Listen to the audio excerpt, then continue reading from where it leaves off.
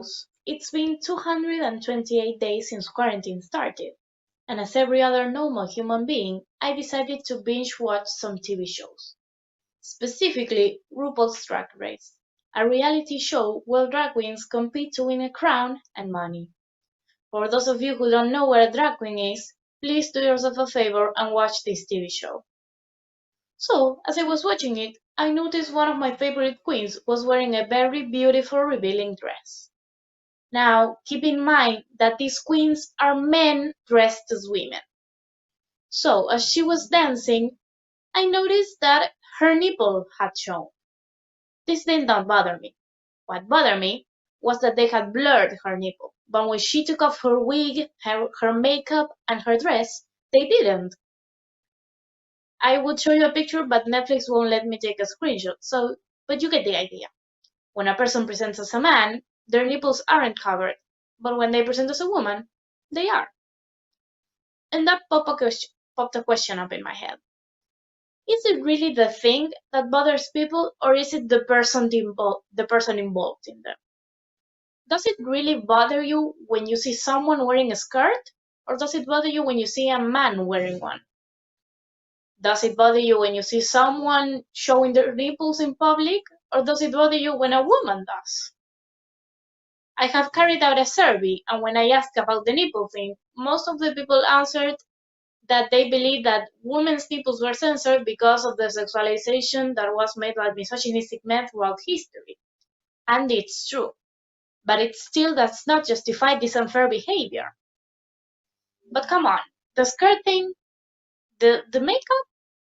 Why can't we praise men for doing feminine things when we praise women for wearing suits? Think about it. Has a nipple ever grabbed an AK-47 and started shooting at you? Has a nipple ever called you a dum-dum? Has it? Have you ever had a traumatic experience with a skirt where it kidnapped you and choked you to death? No, but really, if you think about it, these things have never hurt anyone and never will.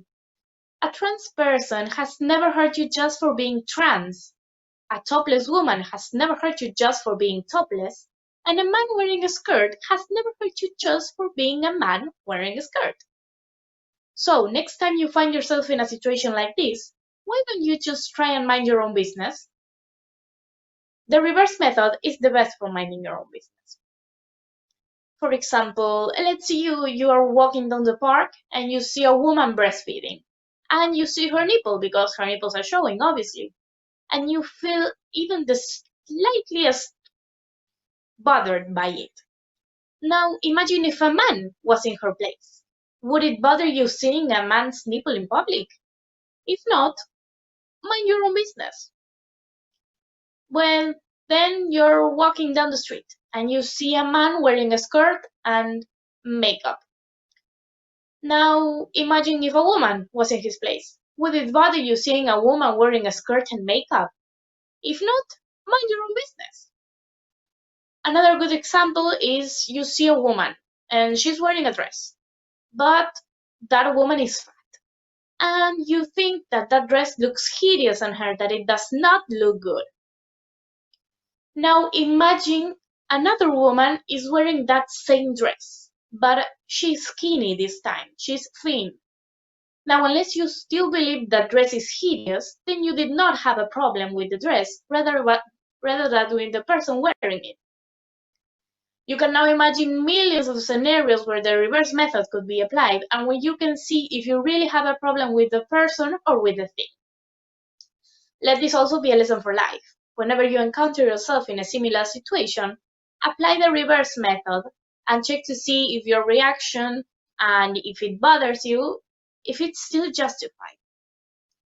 As this TED Talk is finishing, I invite you to mind your own business as I've been doing for the past months.